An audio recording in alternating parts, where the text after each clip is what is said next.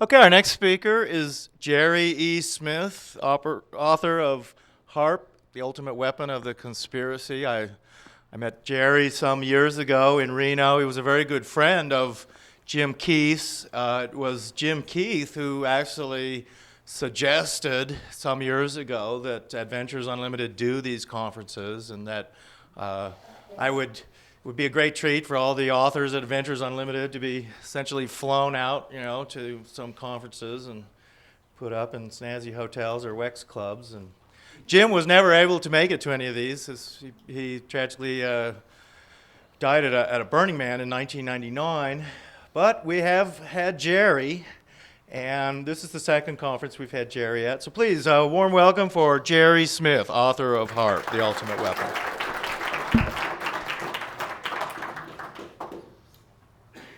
There we go. Well, hello everyone. Thank you for joining me in this out-of-home experience. That is the cover of my book, beautifully created by the AUP amazing team.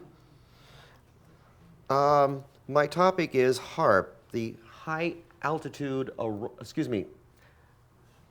This was set up for me by the guy who did my, by the organizer of my last speech, and he got it wrong, and I just fell into the trap he laid for me. It's the High Frequency Auroral Research Program. That speech was called The Technology of Global Control. I have a variation on it on the counter over here. These are my tapes. I have a variation on it called The Technology of Total Control, which was delivered to a mind control group. I'm going to try and get a slightly different take on it here. I want to cover military control, political control, physical control, mental control, and spiritual control. Since this is Sedona, the weird heart of the New Age movement, I thought I ought to get a bit into that. I don't have any cards on that, so when I get near the end, if I haven't mentioned it yet, somebody yell spiritual at me, so because I have no memory whatsoever. This is a very key quote, I think. The prospect of domination of the nation's scholars by federal employment, project allocations, and the power of money is ever present and is gravely to be regarded. Yet, in holding scientific research and discovery in respect, as we should, we must be alert to the equal and opposite danger that public policy could itself become the captive of a scientific technological elite. I believe that there is such a scientific technological elite, and that the Project HAARP I'm going to be discussing with you is such a child of that. One of the things that Nick Begich, who wrote the first book on the subject, I wrote the second, there have been about 3 more books out since. One of the things that Nick and I both noticed was this thing called the revolution in military affairs. Whenever you change the way fundamentally that war is fought, it's called an RMA. And I believe we're in the 7th or 8th one in recorded history, when the invention of gunpowder, the realization that gunpowder could be used in warfare created an RMA. The development of bows and arrows created an RMA, and so forth. We stand now on a new RMA. In fact, right after the fall of the Soviet Union, RMA was the hot topic in military intelligentsia circles. The war colleges and so forth were cranking out a large number of papers on this subject. One of the aspects of this that I find most disturbing, we went from weapons that could target individuals, swords, bows, guns, to weapons that could target groups of individuals, Greek fire, artillery, to weapons that could target whole battlefields, chemical and biological weapons, chemical weapons. Then we went to those that could target whole cultures, whole ethnicities, the biological weapons, the atomic weapons are somewhere in between. Now we're at the point where with the electromagnetic weapons we can target the whole planet. We can target whole continents. We can target whole hemispheres. In the title you see here, The Revolution in Military Affairs and Conflicts Short of War, which was published by the Strategic Studies Institute, one of the military think tanks, they came up with a very interesting realization. The guys who wrote this paper realized that the kinds of technologies we were developing, the kinds of weapons they were working on, were contrary to American morals and beliefs. And so what was their contention? What did they say? Oh, oh my gosh, this is immoral. We can't do this? No, they said, how do we change America so that America will be willing to accept us playing with these toys? This is the tail wagging the dog. And this is an aspect of this, is that we're being fed a world of disinformation on a continuing basis, as the military planners are redesigning our thinking to let them go forward with playing with these toys. And that I should have gone on to there. There's what I was just saying. This is only the second time I've ever looked at this because it's PowerPoint, and I don't know PowerPoint. I'm still back in slides. Okay, that is the official website, the front page, the official website for HAARP, the High Frequency Active Auroral Research Program. I include this just so you know that this is real. Notice the home page here, http://www.harp.alaska.edu. This is from the University of Alaska. When the project was first started, the project, I think I'm going to be getting into this. One of the aspects of this thing was that one of the great controversies of this project is, when did it start? Who started it? Why? There are several different stories about this. The Navy put up a website, the Air Force put up a website. They have since been taken down, and all that's left is this one. That's a slide that kind of gives you an idea of what the electromagnetic spectrum is. We go from the power grid at 60 cycles. Actually, it goes down all the way down to 0. But of course, there's nothing in the world, nothing in the universe that goes at 0. We're talking vibrations. We're talking frequencies. The electromagnetic spectrum gives us electricity and magnetism work together in some as yet not completely understood form. And we have the power grid, cell phones, microwaves, visible light, gamma rays, X-rays.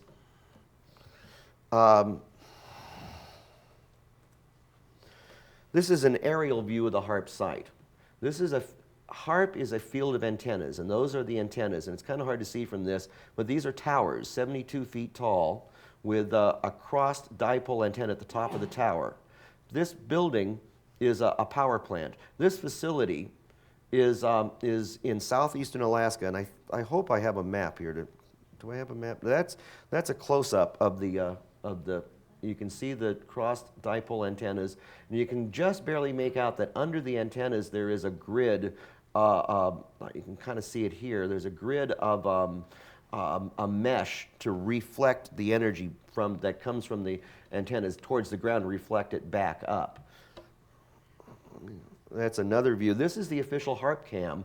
The office has a little webcam sticking out the window, and it takes a photo of the site every 20 minutes and posts it to their website, so you can see what it looks like in HAARP during daylight hours.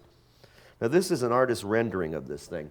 Again, HAARP is a field of antennas that uses a unique patented ability to focus radio frequency energy from and I need another slide here I don't have, a regular antenna like an AM, FM radio broadcasting antenna tower. The radio energy goes out in a cone, dissipating and getting the cone gets wider and wider, and the energy gets less and less as it goes away from the tower. Well, what HAARP does is it turns the cone upside down. So instead of it going away, it goes together. And it goes together at the atmosphere in what they call a spot. And this spot is about 2.5 miles deep by about 12 miles across by between 50 and 90 miles up. Let me go back to that power station. Up. the power station. This facility was originally supposed to be an over-the-horizon radar facility, but they never got the OTHB system to work properly, so they abandoned it. They built the power station, but they never got around to putting the generators in it. A few years ago, the HAARP guys found one of the generators sitting on in a warehouse in Anchorage, and so half of it is up and running as a generator station. The other half is offices and so forth. This is possibly the beginning of HAARP. This is a patent from by Dr. Bernard Eastland. It was granted in August 11th, 1987. It was filed by, this is the first of 12 filed by a company called APTI. Originally it was ARCO Power Technologies Incorporated, but by leaving the ARCO in, it kind of it revealed what they were really about, which is some way to make money. So they changed the name to Advanced Power Technologies to kind of hide who the boss is. This is a method and apparatus for altering a region in the Earth's atmosphere, ionosphere, and/or magnetosphere.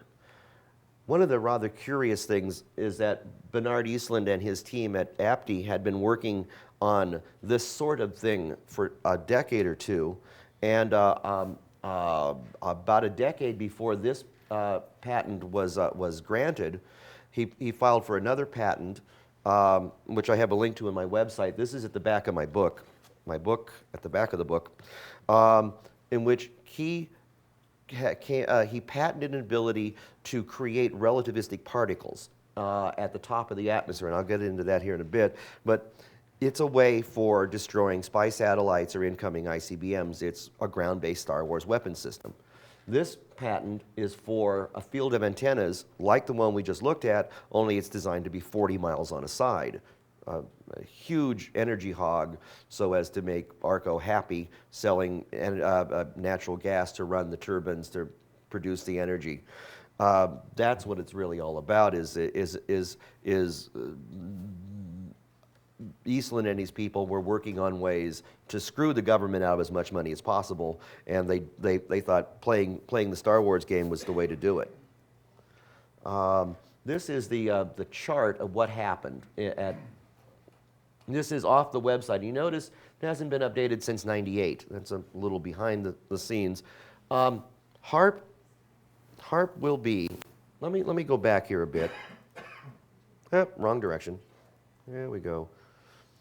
HAARP, as you see, is a field of antennas. It is a radio broadcast station. When completed, and now scheduled for about 2007, will be the world's largest radio broadcast station. This, each one of these, I hate numbers, together, this field of antennas will generate, is designed to put, what is that spot? That spot. It's designed to put 3.6 billion watts of radio frequency energy in that spot. To give you an idea how much 3.6 billion watts is, the largest legal AM radio station in the US is 50,000 watts. That is 72,000 50,000 watt radio stations, all injecting their energy into one spot. That will increase the temperature in that spot by about 2,000 degrees, which makes that spot move up and out, which is oddly similar to the earlier, I was mentioning the earlier patent by Bernard Eastland for generating these relativistic particles. That earlier patent was for creating a plasma at the top of the atmosphere. The plasma then goes out higher. It's generated about 250 miles up, goes out to about 1,500 miles up. I'm going to be covering this in the follow-up book on this. I'm currently writing a book following this up, which is the working title is Chemtrails, HAARP, and Weather Warfare: The Military's Plan to Draft Mother Nature. And I'm going to have a section on the Columbia Space Shuttle, because the Columbia Space Shuttle apparently, okay, the Columbia Space Shuttle apparently was taken out by something like that. The official statement that there was a burn through and which caused a cascade in the electronics is bogus. That's not what happened. The electronics did a sudden a sudden catastrophic failure of the electronics, similar to the effect of an EMP, an electromagnetic pulse, in the early HAARP literature, they talk about how HAARP could be used to create artificial EMPs, and apparently they did it. I don't know whether they did it intentionally or unintentionally, but they apparently did it. Okay, this is about as much science as I really want to get into. That's the sun. That's a coronal ejection or solar flare. That's the Earth surrounded by magnetic lines of force. And you see that the magnetic lines of force are blown back by the power of the sun. This is called the solar wind. The sun is constantly blowing bits of atoms at us, called the solar wind, which gets trapped in these magnetic lines of force. And this is from Bernard Eastland's patent, which shows you that these particles get into and they bounce back and forth in the lines of force, and they spiral around the lines of force, and they bounce back and forth from the North Pole to the South Pole, and they build up a charge, and the charge is equal to 1,000 power plants running at full capacity. And then it discharges, and it comes in at the poles, this is called the electrojet. And the electrojet comes in so hot, so hard, so fast, it heats the atmosphere up, causing it to glow, which is what gives us the northern and southern lights. That's the aurora. And that's what the name of this thing, the High Frequency Active Auroral Research Project, is all about, is they want to screw with the aurora. Here's that map. That's where HAARP is located. Right this corner here, this is really an amazing thing. This is the largest national park in the national park system. It's 14 times larger than Yellowstone, and most Americans have never heard of it. It's called Wrangell St. Elias. Of the 16 highest peaks in North America, 9 of them are in Wrangell St. Elias. In those photos we were looking at, what happened? Stop that. I must have hit the wrong button. Now I'm lost. You hit right instead of hit right. Oh, go away. Okay, well, I'm lost. Anybody can anybody unlose me? As John Kerry said, hope is on the way. I think he meant Hope, Arkansas. Very good. Okay, you unloosed me. Now, why did I do that? Where were we trying to go? Well, let's move forward until the memory comes back. Oh yeah. One of the things I wanted to get into in the book, and I simply ran out of space because I had a limit of 250 pages. I wanted to get into UN biospheres and the Rewilding of America plan and the Heritage Rivers Act and Agenda 21. And I'm going to talk about that a bit in this talk, though I didn't get a chance to get to it in the book, and we'll be coming up to that. As you can see, well, an often asked question is who's involved in HAARP. Now this is the old data from what it was when I wrote the book in 1998. Remember that unupdated. They want you to think HAARP is civilian. Remember I mentioned that the original facility here was a over-the-horizon radar facility. If HAARP is used as over-horizon radar, it would have violated the ABM treaty because it's steerable. The ABM treaty specifically says you cannot have a steerable over-the-horizon radar. So they did not want to violate the ABM treaty at that point in time, so they concocted it as being a civilian science station. They put up, Navy and Air Force put up websites. Then the University of Alaska, who took over most of the grunt work, then put up their website. Since that time, a lot of things have changed at HAARP. Down the road over here, we have about 2000, the funding got pulled. And for about 2 years, the scientists just sat around staring at the walls. I've read emails of them grousing about not having enough fuel to run the generators. Back here, oh, wrong direction again. Exciting. Okay, these little buildings. Those are shelters, and in the shelters were transmitters. Before they found the missing generator, they were using diesel generators in these transmitter shelters. And so there's, I think, 4 transmitters and diesel gasoline diesel electrical generators in these shelters, and that's what they were running the field with. And they ran out of fuel. They got defunded and run out of fuel. Let me show you something else back here. This is a tiny fraction of what it's supposed to be when completed. This is about 48 towers. I believe there's 70 towers, 48 of which are wired up.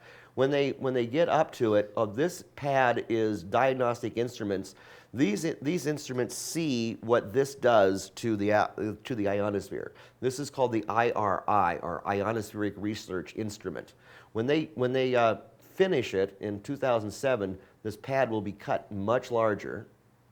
It'll be about there, and will be 180 towers. Where here we have about half of the grid is up. It'll about double in size.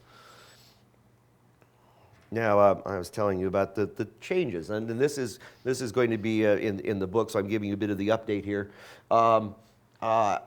They got defunded. The Bush administration came in with this idiotic shoot a bullet with a bullet missile defense system that can't work, but they went forward with it. A curious thing is that just down the road from HAARP, 26 miles away from HAARP, is Fort Greely. Fort Greely is the only anti-missile defense base in the country. And that's Tom Ridge had his own missile site, and they've taken possession of at least 4 missiles there. Now, there's a guy named Marshall Smith who has a website called Brother Jonathan Gazette, or brojon.com, and he listens. He's a former NASA. He's got an amazing story. He was a NASA project head, and he got hired. NASA tasked him to figure out a way to give our missile secrets to the Red Chinese.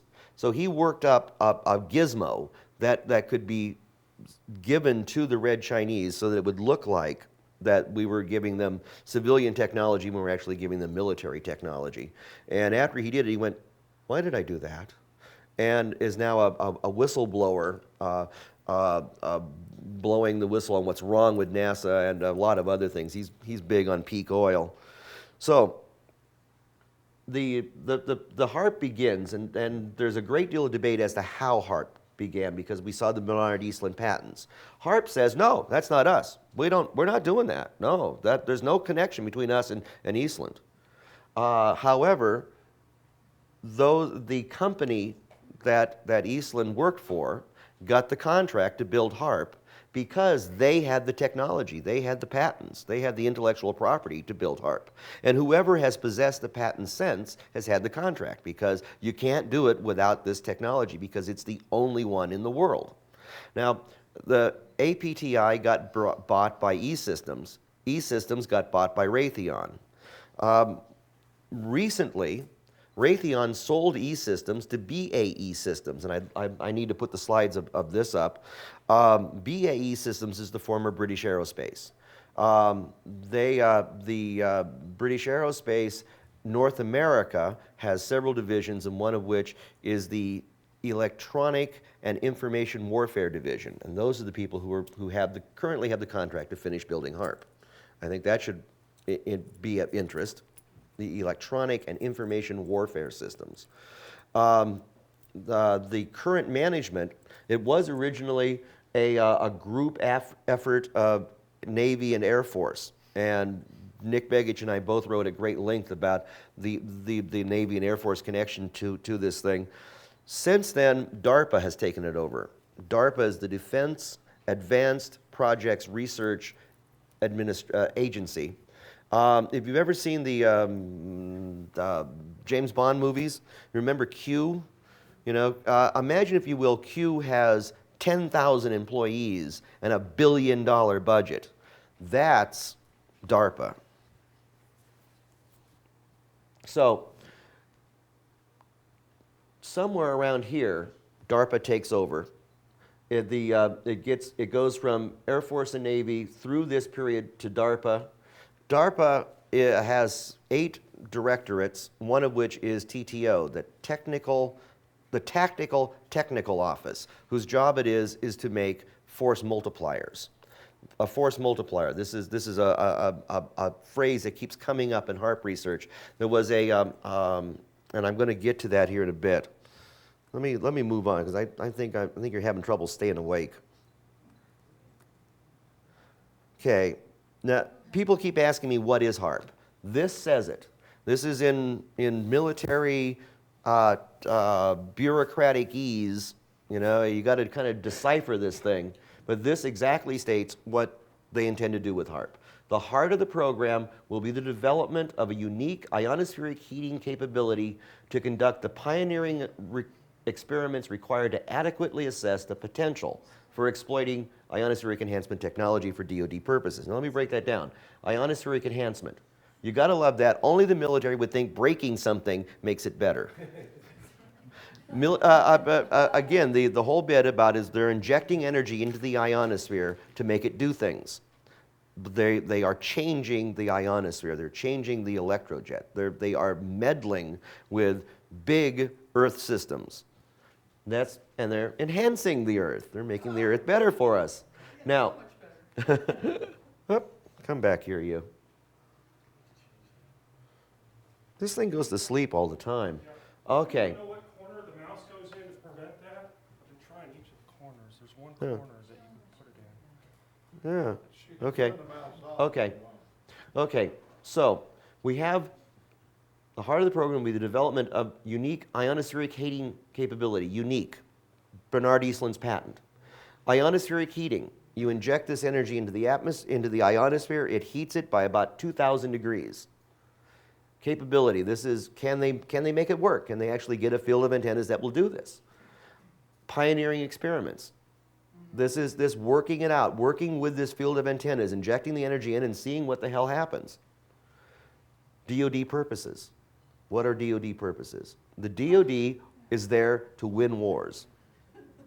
So what this says is the purpose of HAARP is to find out if we can weaponize the atmosphere. Exactly. Now my question is that a good thing? Or maybe You got a rhetorical question? Right, exactly. That was the point I was getting to with who's running it right now. Who's running it right now is TTO, Technical Office, whose job it is to make force multipliers. A force multiplier. Let's say you have some troops and you want to move them and you don't want the enemy to see that you're moving them. If you could like create a cloud layer. That cloud layer, and you guys march under the cloud layer and they don't see you, well, that cloud layer becomes a force multiplier because it multiplies the attack ability of this force to sneak up and do its thing. So one of the things that both Nick and I noticed was an Air Force paper called Owning the Weather in 2025, Weather as a Force Multiplier. That's one of the things, is HAARP is a force multiplier. Yeah, that's the ones I've been pushing. Okay, now I've just talked a bit about what is ionospheric enhancement. Again, you inject energy in and you change it, which allows you to do a number of things. One of the things that they were planning on doing here is tuning the aurora. Again, the aurora is this flow of electrons from outer space to the Earth. The aurora is caused by this flow of electrons, the electrojet. They wanted to create a virtual antenna tens of thousands of miles long, because with radio broadcast, the antenna has to be longer than the wave being propagated. The shorter the frequency, the longer the wave. And they want to talk, the longer the wave, the deeper into the sea it penetrates. So if you want to talk to a submarine that's 2 miles down, you got to have a wave that's 10,000 miles long. Well, it's really hard to get an antenna 10,000 miles long. They tried it, it didn't work. It was called Project Sanguine. The head of it was a guy named Christodoulou, who was sort of a latter-day Tesla, and I'll get to him here, I hope. Christodoulou had this bright idea that if you had an antenna 27,000 miles long, you could broadcast at about 3 hertz, and you could talk to submarines anywhere and everywhere in the world. So he came up with this bright idea of let's bury an antenna 27,000 miles long in Wisconsin. We'll just lace Wisconsin up like a pair of tennis shoes. Well, the people in Wisconsin thought, yeah, you're high. So he tried to take it to.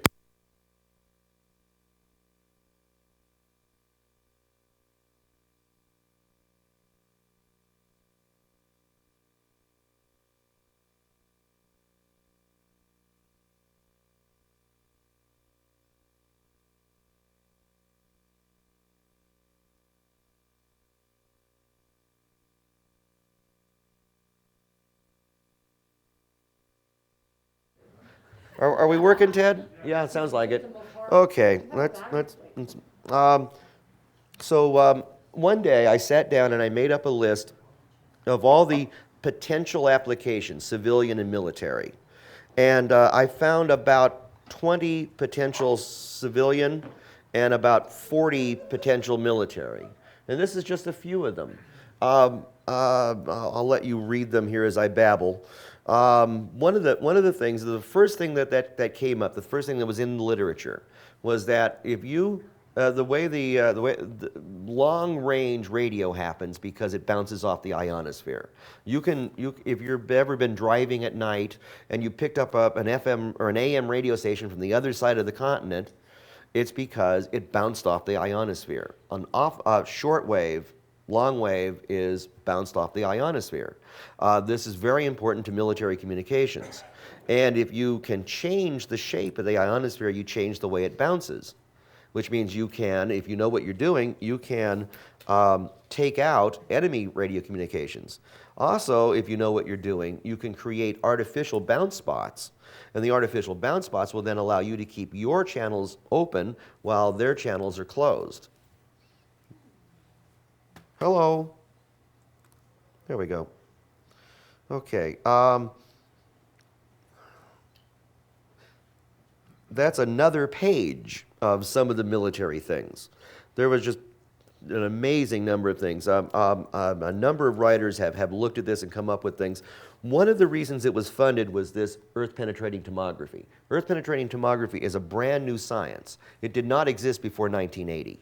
It's like CAT scanning the Earth. It's like taking a dirt radar is one of the things it's been called. It can be used for an awful lot of applications. If you have an earthquake and you want to find out if a bridge has been damaged by the earthquake, this technology will allow you to see the inside of the bridge and see if there's any damage. Also, if you're looking for oil or gold or lost civilizations, they used this to find Sheba, where the Queen of Sheba lived. They used earth-penetrating tomography to find where the city of Sheba was. It's got a lot of good potential. It also has a lot of military potential. As the project was originally funded as under counter-proliferation studies by the Reagan administration to target, to locate, monitor enemy underground bases for the manufacture and launch of weapons of mass destruction. I believe, if I can get this thing to come back. Okay, we talked about Nikola Tesla yesterday. David, I came in just as David was finishing up on Tesla, so I'm not quite sure what he said. Is there anybody here who doesn't know who Tesla is at this point? Everybody knows Tesla. You know, the time I gave this speech, I put up that picture, and I said, is there anybody here who doesn't know who it is? Nobody put up their hands, so you all know who it is? No hands went up. Later, I discovered not one person in the room had a clue who the hell this was, and they were all too embarrassed to mention it. Good, I'm going to assume you know, and I'm going to go on, and if you don't know, you're in a deep. You got to love that attitude. I mean, this guy was, he was the greatest genius of his generation, possibly of his century, and he knew it. Gorgeous. Yeah. This is Nick's book. I got Nick's book is good for information, but not a very good read. And I don't say that with any sort of animosity. It's just Nick is not a writer, he's a school teacher, and and it's a home job. It's a self-published book, and it has everything you could possibly have wrong with a self-published book. Okay, on 23 March 1983, President Ronald Reagan called upon the scientific community in our country, those who gave us nuclear weapons, to turn their great talents now to the cause of mankind and world peace, to give us a means of rendering those nuclear weapons impotent and obsolete.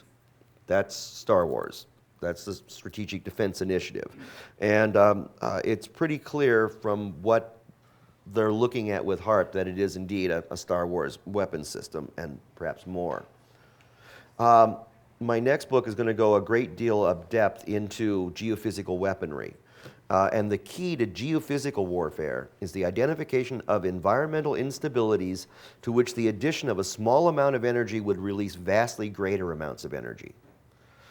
A good example of that would be, let us say you have a bomb and you put it on a fault line and you set off an earthquake. Your little bomb knocks down 5 cities. That's geophysical warfare. HAARP appears to have the ability to do geophysical warfare, and that it is a geophysical device. It works with Earth systems, and it's working with Earth systems for Department of Defense purposes. And Department of Defense is not interested in selling cans of tuna. I mentioned Air Force 2025. Let me see. Let me skip in my notes here because I've got the. Is that still online? Yes, it is. I put this slide up because I love this logo. You see the wings and the propeller and 2025 in the Earth. I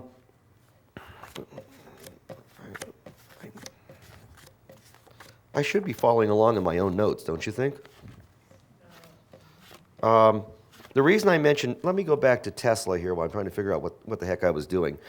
Tesla, as you know, was involved in an awful lot of stuff. And there's Nick Begich's book that I showed you the cover of. The reading title is Advances in Tesla Technology. Nick was convinced that this was Tesla technology. Bernard Eastlund in his patent references Tesla. It turns out that when Eastlund went to file the patents, he gives them to the patent examiner. The patent examiner looks them over and goes, you know, this sounds just like Tesla. And Eastlund goes, who? And the patent examiner would not accept them until he'd put Tesla in. So he had to take it back and write a section of Tesla under the title, I believe, of earlier arts or prior arts, and insert that into it. It is Tesla and it's not Tesla. As these lights, that's Tesla. In fact, Tesla had his laboratory lit with 16 different types of lighting before Edison invented the light bulb. Edison did not invent the light bulb. He was on the golf course at the time. He did give somebody, they didn't record his name, but they did give somebody $5 for inventing the electric light bulb. It's recorded in the lab in the Edison lab notebook that on a particular day $5 was paid out for the discovery. Where are we at? Hello, there we go. Air Force 2025. Nope. Okay. What's the website for Where were we? There we go. I just blew past it. I hate being disorganized in public. The Air University was directed by the Secretary of the Air Force to come up with what it would take for the United States to be the dominant air and space power in the year 2025, and they produced about 41 papers, position papers on this, and one of those position papers is weather as a force multiplier, owning the weather in 2025, in which they talk at great length about the sorts of technologies that they could be moving forward with. And this is a matrix of of what you could do if you owned the weather. You could, if you make it rain over the enemy, he's going to decrease the comfort level. The soldiers are all in wet socks and, the gloomy skies, so their morale is down. If you can maybe able to destroy the space assets by creating space weather, these clouds of relativistic particles. On the other hand, you could create fog and cloud generation. If you could make clouds, you could move your guys secretly, as I mentioned earlier. So there's quite a number of things here. And there is an international treaty banning the use of geophysical weapons. And this paper directly addresses what they can do within the framework of that. They also address the fact, well, even though there's a treaty against it, and even though we are the good guys and we wouldn't break the treaty, the bad guys would. So we have to develop the technologies that are against the treaty so that we know what the bad guys are doing. So when the bad guys develop the bad guy test stuff, we have the technology to counter the bad guy stuff. The devil made me do it. And speaking of the devil, and here is the devil incarnate. I don't know if you can really make this out very well. This actually is from the mind control section of this. This is Dr. Jose Delgado, and I know there are several people in the room who are very familiar with the work of Dr. Delgado. Delgado told Congress in 1974. He testified before Congress saying, "We need a program of psychosurgery for political control of our society. The purpose is physical control of the mind. Everyone who deviates from the given norm can be surgically mutilated. The individual may think that the most important reality is his own existence, but this is only his personal point of view. This lacks historical perspective. Man does not have the right to develop his own mind. We must electronically control the brain. Someday, armies and generals will be controlled by electronic stimulation of the brain." And that's what Dr. Delgado was working on, ESB, electronic stimulation of the brain. And that's the quote I just read you. One of the reasons I bring this up is that there are a couple of big areas where HAARP has been looked at. One is weather warfare. Nick Begich and I both covered it at length in our books.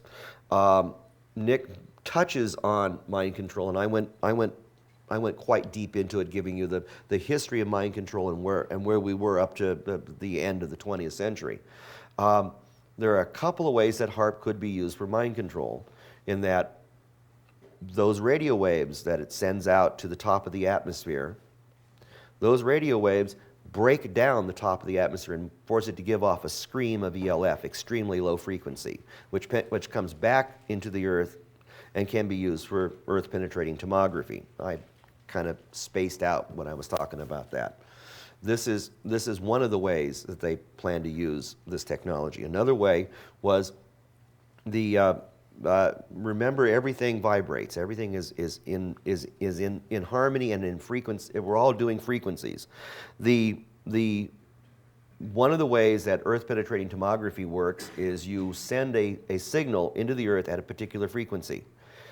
In much the same way that an opera singer can break a crystal goblet by singing the right frequency to shatter the crystal, if you can send a signal into an object, and if you get the right signal, the object will vibrate with it, will harmonize with it, and will send back a signal. And you can tune the Earth like a tuning fork. You can get these various strata, various objects underground to make different noises. And if you know what the noises are, you can then find out what it is you're getting to sing for you. The other aspect is communicating with deeply submerged submarines. Is they want to turn the electrojet into a virtual antenna tens of thousands of miles long to generate ELF, extremely low frequency waves that penetrate deep into the sea. Now the thing is this ELF, whether being used for Earth-penetrating tomography or talking to submarines, this ELF is at the same frequency that the human brain works at. And when I read that, I went, oh dear, because there is there's over 130 years of guys trying to win the hearts and minds of the enemy by literally taking the minds of the enemy.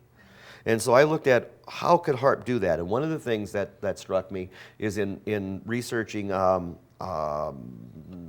hypnosis, researching the hypnosis aspect of mind control. We know that they were working on sleeper agents.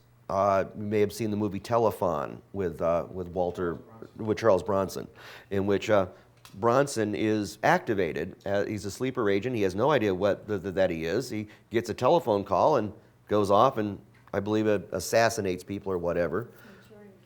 Yeah, very much so. Yeah. So imagine, if you will, you plan to take over Country X, and you spend 20 years setting up your sleepers. And the way you do it is you send in dentists who are also hypnotic mind control specialists. And everybody who comes into the dentist's office, he doesn't get twilight sleep, he gets hypnotized. And as well as getting his teeth extracted, he gets a command phrase put in, and he gets given his orders. And you bring him back every 6 months or every 4 months for a free dental checkup and cleaning to reinstall the commands. Well, now you've got 100,000, 1 million people who have received their commands, who have received their marching orders. So how do you launch them? If you're ready to take over the country, you got your army in place, total fifth column are just going to do your commands, but you got to launch them all at the same time. Well, there's a lot of talk that HAARP may be able to put words into people's heads. If you can put words, if I could put one word in everybody's head, you know, and each one of you have your own command phrases, your own missions, and I know the phrase is Alice is wearing a blue dress. I say that, and you all get up and you go out and you start, you know, putting LSD in water supplies and blowing up train trestles and whatnot. So I looked at HAARP as a way. HAARP could be used as a way to fire sleeper agents. Kathy's shaking her head. Well, you have to give me the mechanism, and you still haven't, so. Yeah. My book is HAARP, the Ultimate Weapon of the Conspiracy. So I probably ought to talk a little bit about the conspiracy. In school, we were taught that this phrase means a new order for the ages. Novus new, ordo order, seclorum, the secular world. To me, that sounds like New World Order. Now, what the real difference between Nick Begich's book and mine is that Nick is an old 60s hippie liberal, and he had that mindset of civilian good, military bad. He establishes conclusively that HAARP is a military project and goes, okay, that's it, I'm done. I've done my work here. It's military, it's bad, that's all there is to it. And I think, you know, the military is just a tool. The military is just a machine. You know, it's like a bulldozer. Bulldozer doesn't decide what pile of dirt to push up. The guy driving the bulldozer, and he doesn't, the guy who's cutting his checks tells him which pile of dirt to push. So you got to ask, you know, who's driving the military? Who's cutting the checks? Whose agendas is this technology going to further? And in the book, I look at half a dozen different agendas. And what I see going on in the world right now is there is a very concerted effort to create a single one world government. And this very concerted effort to create a single one world government is in the moment involved in inter-scene fighting. And the reason we don't have Big Brother is because there are 2 competing sets of Big Brothers, or maybe 8 competing sets of Big Brothers, and every time one side manages to get a piece of it nailed down, the other side pries it up, because no, we don't like that version, we want our version. And so we're stumbling and jogging towards a new world order. And the major factions I see are the Rockefeller, Rothschild, old line banksters who are trying to create a world government based on the corporations that would, you know, it looks like David Rockefeller wants to be chairman of the board of Earth. On the other hand, you have communism is not dead. It's just not red anymore. Now it's green. The communist movement has taken over the environmental movement. And they're trying to create a world government based on environmental edicts. So on the one hand, you have NAFTA and GATT, on the other hand, you have Agenda 21 and the Kyoto Accords. And I touched a bit of that in the book, and I'm going to go a great deal deeper into it in the next book. Have I completely confused you now? Let me open this to some questions.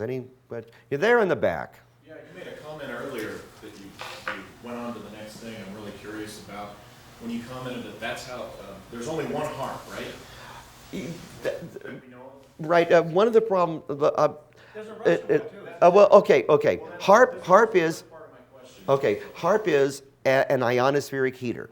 There are about 20 of them in use around the planet. There's one at Arecibo. There's like 6 in the Soviet Union. However, HAARP is the only one that can focus the energy from the field. All the others just send out a lot of radio and hope it does something. Okay, here's my question. You made a comment about that's how they brought the Columbia shuttle down. Right. Who brought the Columbia shuttle? HAARP was up and running for 60 minutes before re-entry.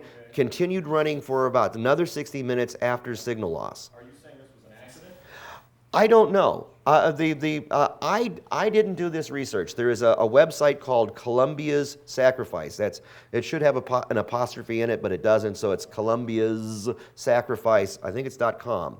The guy who did that, John Hicks, he is a structural engineer, and he works for a company where for the last 26 years, all he's done is when things break, he figures out why they broke. So when Columbia broke, he said, well, I got to figure this one out. And he did a really amazing, in-depth, very scientific, very mainstream, very straight-laced analysis of it. And he concluded that the official NASA investigation was bogus, that they had faked evidence, they had altered evidence, that they had generated a false answer. And that the official answer of this burn through would have produced a cascade effect. But the evidence, the real evidence, is that it was a simultaneous, complete, catastrophic collapse of the electronics, which indicated something like an EMP. And then he got from Marshall Smith, who I mentioned at Bro John, that HAARP was up and running in the mode from this earlier Bernard Eastland patent for generating EMPs at altitude. So his allegation is that by accident or on Or, purpose. but one of the, being charitable, I'd like to say it was an accident that they simply didn't know.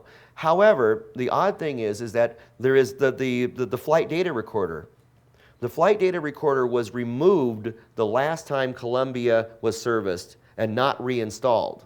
But it was found in the debris field 3 days after the event, and the flight data recorder does not, the data that's on the flight data recorder does not match the official NASA analysis of it, and it was found virtually undamaged with the entire wiring harness intact. Yeah, I would like to comment too. I mean, that's pretty interesting. And along those lines, if you believe, I think with the Area 51 type stories and all that, they're trying, I mean, it kind of makes sense if they actually don't want the space shuttle program to be successful and stuff, because they already have an alternative program already, and the space shuttle one, they want it to sort of keep failing. It's on, because supposedly our space program is way, way behind. We can't even go to the moon anymore, like we could, 40 years ago, we could go to the moon. But not now. Yeah. And our space program is getting worse, not better. Yeah. And part of it is these disasters and things Well, like that. NASA is getting worse. But that was also what Bernard Eastland said in that movie was, he said, yeah, they never talk about the pulsing capacity, which Exactly. would make the electromagnetic pulse, and they Right. ignore that capability. Right, that's a very good point, and this is a technical point that I only sort of understand, but when you pulse something, you can jack the energy of it up. I know Kathy understands this. Bernard Eastland gives a really... Bernard Eastland gives a really good example of how to understand pulsing. You take a little pen light. I don't have one on me. You got a little pen light flashlight. You put a little battery in that, and that battery can give you a little bit of light for hundreds of hours. Or you put it in a flash camera, and that little battery can give you a blinding flash of light for an instant. And that's what pulsing is. And that all the official HAARP literature never mentions anywhere being able to pulse the field. Now they're talking about 3.6 billion watts in normal mode. And Bernard Eastlund ran up the numbers, and he said in order to be able to affect weather on a continent-wide scale, you have to be able to get at least 100 billion watts. They're making 3.6, you got to get at least 100. But you can get 100 times by pulsing it. So they could achieve the numbers he thinks they would have to achieve by pulsing. And of course, they don't admit to it. But Jerry, please. Kathy, we have some other questions. Let's have some other people. Well, this isn't her conference, and she's not the speaker. No, but I can challenge him, and I am going to. That's fine, and you know what, he's gonna be here all day. Yeah. Talk to You him. don't want me to Now, challenge other him in people front might of have other questions. people, is that it? You don't want me to challenge in front of other people? Go ahead and ask your question. Go ahead. All right, first of all, Jerry, you have to have, if you're gonna talk about the Columbia being brought down by EMP, and the fact that HAARP is capable of doing that, you have to have a pinpoint pulse at that particular No. That's the beauty of the earlier Bernard Patent Eastlund, which I have a link to from my website. You can find it. What he proposed was you create this plasma at about 200, according to the patent. You create this plasma at about 250 miles up. Because of convection, it goes out to about 1,500 miles and then spreads. It's caught between the magnetic lines of force and stays up there, spreading in an ever attenuating but growing field, so that anything that passes through this will get fried. And so the suggestion is, and I'm not saying that that's what happened. I've also read that there was a solar flare about 3 days earlier that reached the Earth at about the same time that the shuttle did its re-entry. And so it could have been a solar flare that mimicked an EMP. I'm just saying that this is a technology that is patented, that they're working on, and there seems to be a relationship here. How long does that plasma thing last? I don't know. And even if I did know, I wouldn't remember it. Could I sort of make a comment about alternative technologies that could help us deal with HAARP? You know, I asked you guys to remind me spiritual, and not one of you said anything. Now you just reminded me of it. Yes, please. Okay. Well, there are ways to reestablish our consciousness if we're bombarded by, these energies that send signals into, these are external, manipulations. But there's old ancient technology that allows us to reestablish our consciousness. We can create our own vibration that will bring us back to center. Through ancient techniques of meditation. We all have, being raised in this world, we all have picked up emotional blocks from traumatic experiences, and we can clear those. There are many ways to do that, and that helps us stay in center. We can, by being careful about what we take into our bodies, it just helps us stay clear and helps us be a counterforce to all of this. And also in shamanism, there are ancient techniques for helping the weather to reestablish itself. And I know Colorado was suffering from a terrible drought, and there were people, who had studied shamanism, who we were all trying to reestablish the natural cycle, and we did. It's raining, it's snowing, things are much more balanced now. And so everything you're saying is wonderful and beautiful, and we need to be aware of it.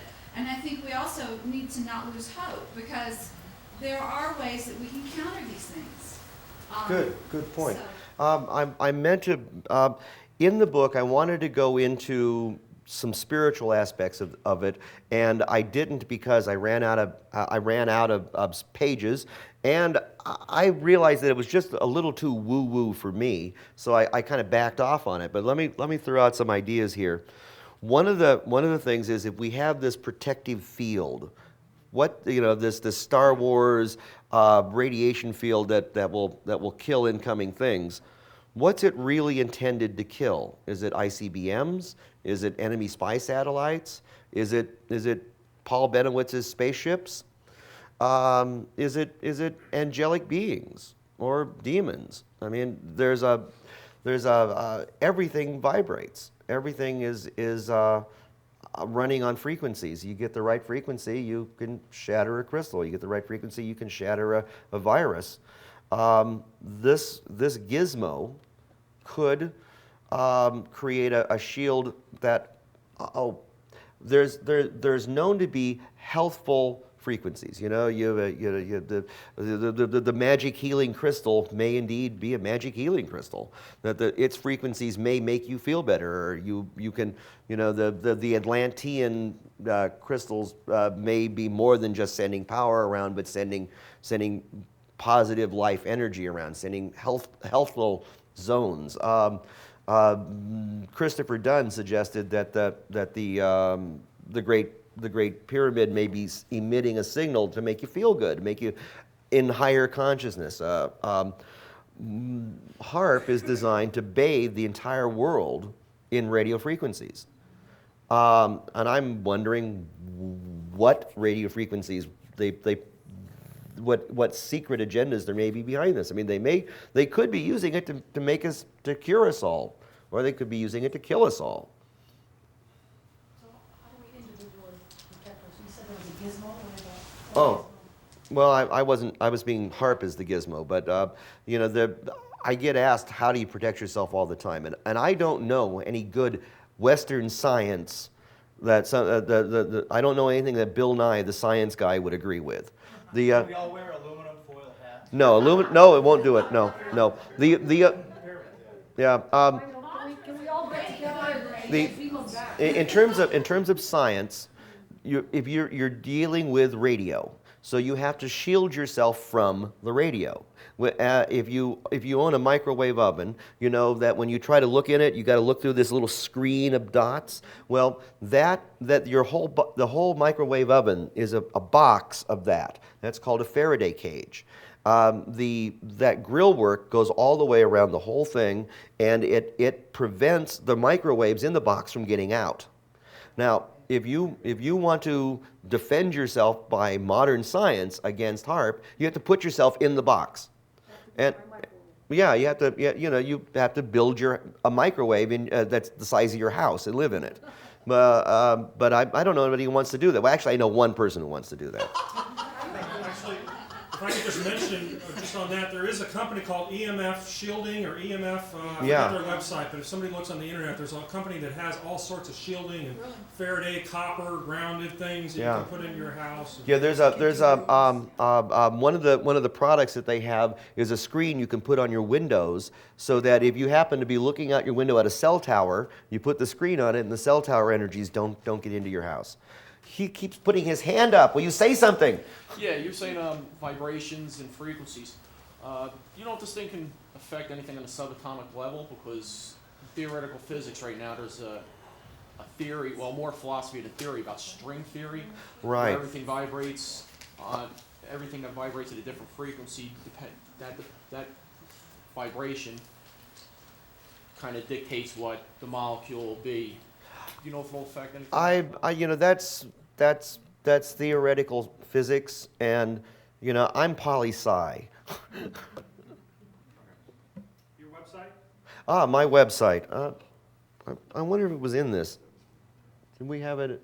Hello. Why does it go away? We're back to the beginning. JerryESmith.com. Yeah. I thought I had the. No, your own website. I thought I had the front page. Yeah, there we go. That's the front page of my website as it was a few months ago. And it is JerryESmith.com. All right, one more question then? I have a real quick question. I come from Guam. It's a military strategic air base. And I saw people one time doing strange things with the trees. They were taking the trees apart and then left them looking like tuning forks. Just a bit like this. And there were hundreds of them. And I thought it was really strange. And they were like pretending to farm the land, but if you watch them closely, they were just doing really strange stuff. Like just plowing in the same area, not really doing anything, just digging, and then all kinds of strange things, putting aluminum foil, I've seashells. not heard of Any this idea one. on that? But it was No the way clue. the trees all look Okay. like, He doesn't have an answer for that. All right, thanks. Let's have a hand for Jerry.